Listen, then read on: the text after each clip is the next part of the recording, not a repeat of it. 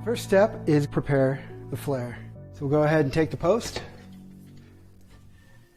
rotate our base in, slide the post right into the base.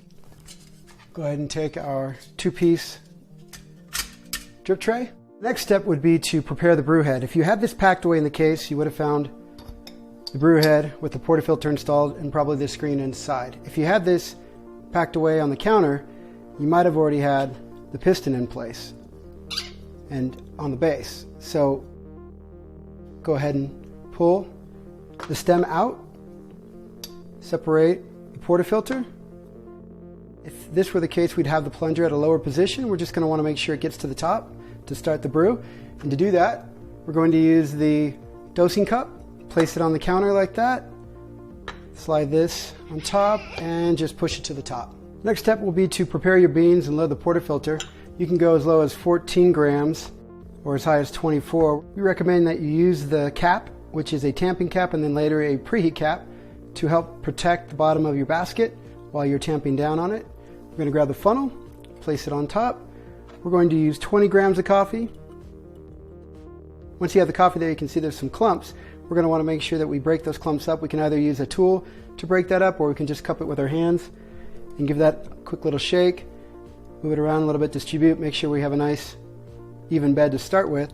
We're going to take our plastic tamper. You could also use the new stainless steel tamper there. We're just going to make sure that we're focusing on an even tamp. Now we're going to go ahead and place the drop-in screen. And again, the screen just goes right on top of the bed of coffee. Once we have that in place, we can go ahead and set this aside. So the preheat, we're going to take our cylinder and our preheat cap, and we're going to connect them together and place them down like that. Next step is to take our preheat water. This could be your brew water, or it could be water that you've boiled to boiling point, which is probably 212.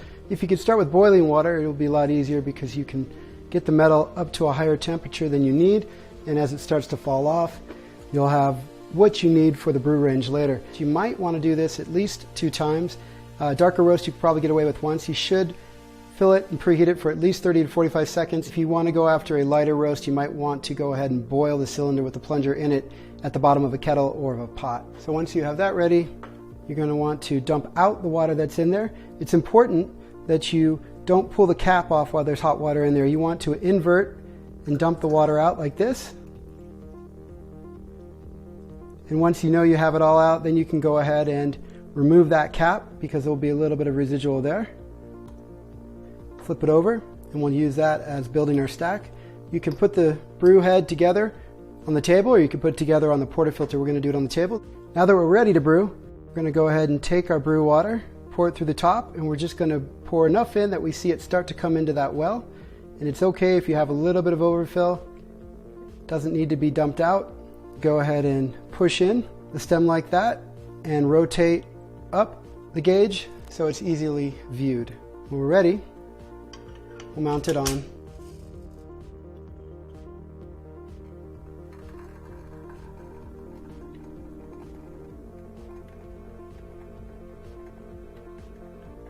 It's okay to switch hands, but don't ever let go of the lever as you're pulling the shot. Also, another option is to put the second hand on top of the first one, and that does of course give you a little bit better leverage.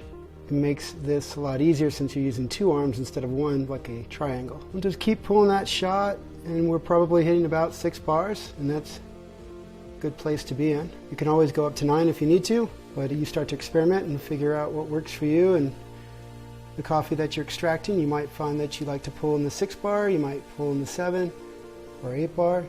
Keeping the flare on a lower counter surface will make this a little bit easier too. If you find holding it there a little bit too much work, stand right over the frame as you're pulling the shot. I'm just going to hold it there for a sec. We're not going to pump it. And this way we're just kind of squeezing the extra remaining water out of there. Next step will be to clean the portafilter. One way to do it is to use this tamping cap and preheat cap. Place it on the counter. Then you can go ahead and remove your brew head and place it right on top and remove the stem. Again, the metal is going to be hot, so I'm touching it here on the silicone. Once you remove the stem, we can go ahead and lift up and hold the bottom. As we remove that, we can set that aside. The easiest way to remove the screen is to just push down a little bit, and the screen will pop up on the other side. You can go ahead and remove that. And then you have some coffee that you want to get out of there, and you can use a knockbox or the side of a trash can. You can easily get that out and start over.